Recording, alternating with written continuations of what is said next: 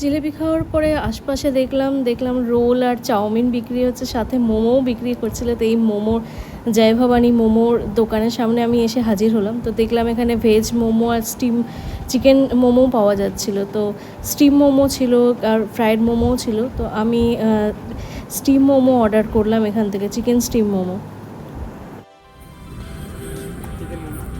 Chicken momo कितने pieces क्या कितना करके है आपका? हाँ 40 का। ओके,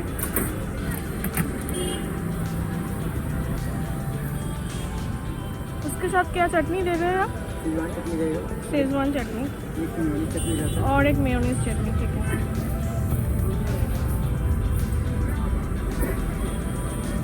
और आपके दुकान का ये एड्रेस क्या है?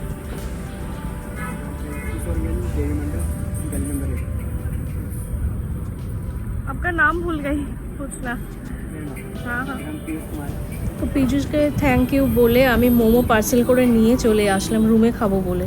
আমি স্ট্রিট ফুড ফার্স্ট ট্রাই করলাম হচ্ছে কি জিলেপি, নেক্সট হচ্ছে কি মোমো।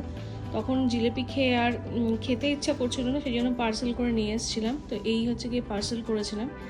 তো সেখানে হচ্ছে পার্সেল করে আমি এখন রুমে বসে নিয়ে খাচ্ছি। তো এখানে 6 পিস মোমো দিয়েছে, এইরকম সাইজের মোমো দিয়েছে, তার সাথে মেয়োনিজের চাটনি আর শেজওয়ান চাটনি।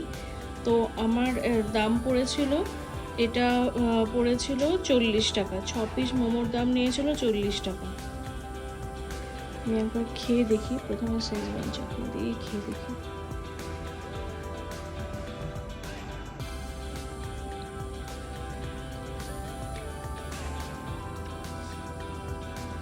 ভালোই আছে, বেশ ভালো আছে। রাঁচিতে গিয়ে যে এত ভালো মোমো খেতে পারবো সেটা আমি এক্সপেক্ট করিনি।